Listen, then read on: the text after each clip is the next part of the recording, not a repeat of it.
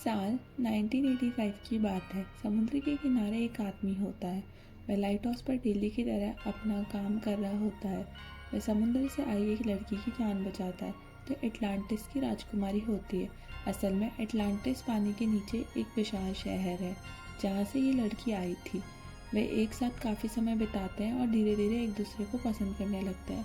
कुछ समय बाद उनकी शादी हो जाती और फिर उनके घर एक लड़के को जन्म होता है। उसका नाम ऑर्थर है।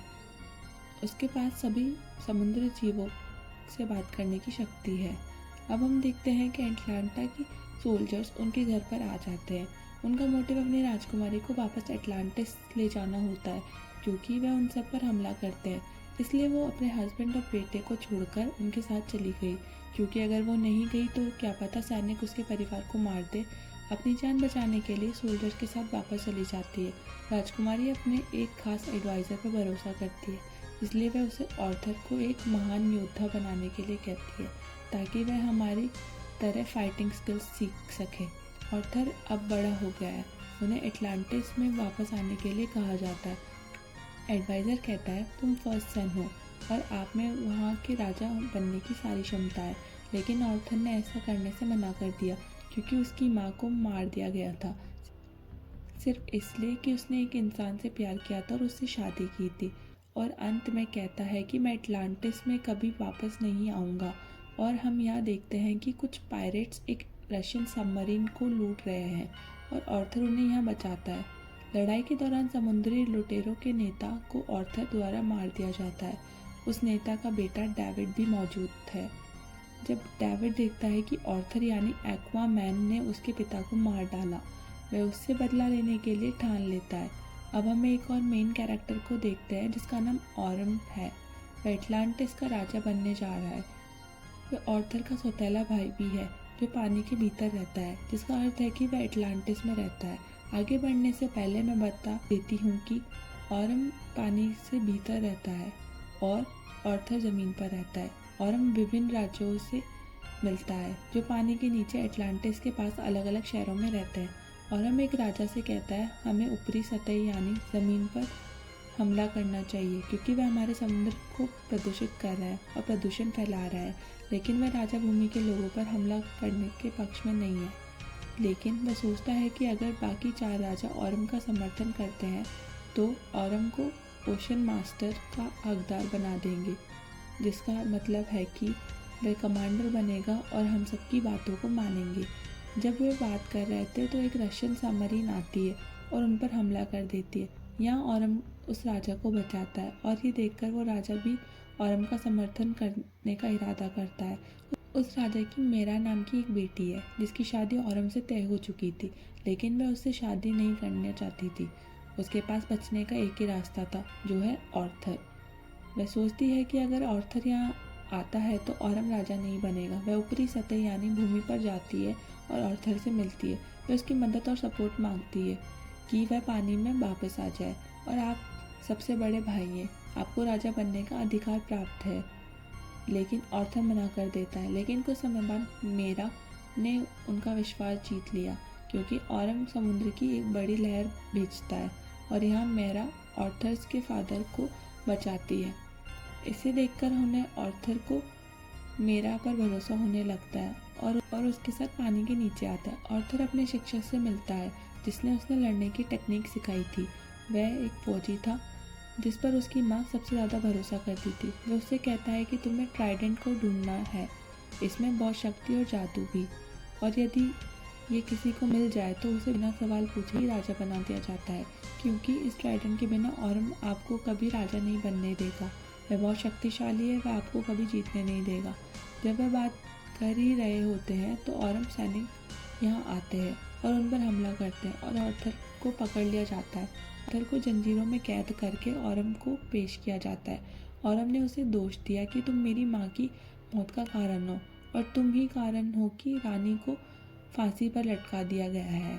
ऑरम ऑर्थर से कहता है कि मैं तुम्हें एक मौका दे रहा हूँ, इस जगह को अपने अच्छे के लिए छोड़ दो और कभी पानी में वापस मत आना। लेकिन ऑर्थर गुस्से में उसे लड़ने की चुनौती देता है। यहाँ दोनों में मारपीट हो जाती है। ऑरम के जीतने की चांसेस ज़्यादा होती है क्योंकि वह शुरू से ही पानी में रहता होता है और पानी में ऑरम को हराना आर्थर के लिए बहुत मुश्किल था। लड़ाई जारी है और आर्थर मरने वाला है। जब मेरा वहाँ आती है तो आर्थर को बचा लेती है। ट्राइडेंट को खोजने के लिए वह सहारा रेगिस्तान जाते हैं। ये वही जगह है जहाँ ट्राइडेंट बनाया गया था। उन्हें वहाँ से एक होलोग्राफिक मैसेज मिलता है जो इसका संकेत देता है कि वह इटली जाने वाले हैं, और वहीं उन्हें कोऑर्डिनेट्स मिलेंगे जो उन्हें ट्राइडेंट की लोकेशन बताएगा। ट्राइडेंट एक भाले की तरह होता है जिसमें बहुत सी जादुई शक्तियाँ होती है। दूसरी तरफ हम देखते हैं कि ऑरम डेविड से मिलता है। डेविड वह लड़का है जो उस मित्र समुद्री डाकू का बेटा था। वह एक्वामैन से बदला लेना चाहता है। यहाँ ये भी पता चलता है कि रशियन सबमरीन जिसने जल के राजा पर अटैक किया था वो आपसी साजिश का नतीजा था। वह ऑरम की योजना थी कि दाऊद का राजा पर आक्रमण करेंगे और वह उसे बचा लेगा, और वह राजा सहानुभूति से उसका समर्थन करेगा। यहाँ ऑरम डेविड को लेटेस्ट अटलांटियन बैटल सूट देता है। अब डेविड इस टेक्नोलॉजी को यूज़ करता है और खुश हो जाता है कि अब वह आर्थर को मारकर बदला ले सकता है। वहाँ ऑरम किंगडम ऑफ फिशरमैन के राजा को मार देता है। क्योंकि किंगडम ऑफ फिशरमैन के राजा की मृत्यु हो गई है, इसलिए वह रानी और राजकुमारी को लड़ने के लिए फौज जमा करने के लिए मजबूर करता है। हम यहाँ डेविड को देखते हैं जो ऑरम के दिए गए सूट को और ज़्यादा high class super power suit में बदल देता है। वैसे ब्लैक मैंटा नाम देता है। इस सूट को पहनने के बाद वह काफ़ी ताकतवर हो जाता है। हम देखते हैं कि आर्थर और मेरा उन कोऑर्डिनेट्स को खोजने के लिए इटली में है। जब डेविड वहाँ हमला करता है, ब्लैक मैंटा यानी डेविड और आर्थर वहाँ एक गंभीर लड़ाई में शामिल हो जाते हैं। अंत में आर्थर ने डेविड को पहाड़ों से नीचे फेंक दिया। लड़ाई के दौरान आर्थर घायल हो जाता है। मेरा उसके घावों का इलाज करती है और उसे हिम्मत देती है। वह कहती है कि तुम्हें और स्ट्रॉन्ग बनना होगा, तुम्हें यहाँ के राजा बनकर दिखाना होगा, और वे ट्राइडेंट की खोज में निकल पड़े। यात्रा के दौरान उनका सामना कई राक्षसों से होता है और उन्हें पराजित करते हुए वे पृथ्वी के सेंटर में पहुँचते हैं। ये वह पृथ्वी का एग्जैक्ट सेंटर है। यहाँ वो पहली बार अपनी माँ को देखता है जो क्वीन एटलांटा थी, जिन्होंने इस खाई में आकर अपना बलिदान दिया है। इस खाई में आना मृत्यु के बराबर है, लेकिन क्वीन एटलांटा वहाँ बिना किसी नुकसान के बच गई और वह लंबे समय से यहाँ पर रह रही थी। अब आर्थर और मेरा भी है और एक दूसरे को गले लगाते हैं। अब वे ट्राइडेंट के इतने करीब हैं, लेकिन अब आर्थर को अकेले ही आगे जाना होगा। मेरा या उसकी माँ उसके साथ नहीं जा सकते। आर्थर ट्राइडेंट को खोजने के लिए आगे बढ़ता है और वह प्राचीन त्रिशूल को पाता है, लेकिन इससे पहले लेविथान उस पर हमला कर देता है। बेसिकली लेविथान वह इस त्रिशूल का रखवाला था। लेविथान ड्रैगन और सांप का मिश्रण जैसा दिखता है और वह बहुत बड़ा था।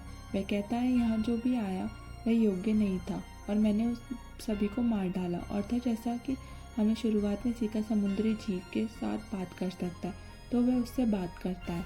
वह उससे पूछता है कि क्या तुम मुझे सुन सकते हो?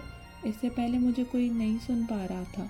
आर्थर उसे उसकी योग्यता बताता है और इस त्रिशूल के लायक होने का दावा करता है और कहता है मैं इसके लायक हूँ, मुझे 7 समंदर पर राज करना चाहिए।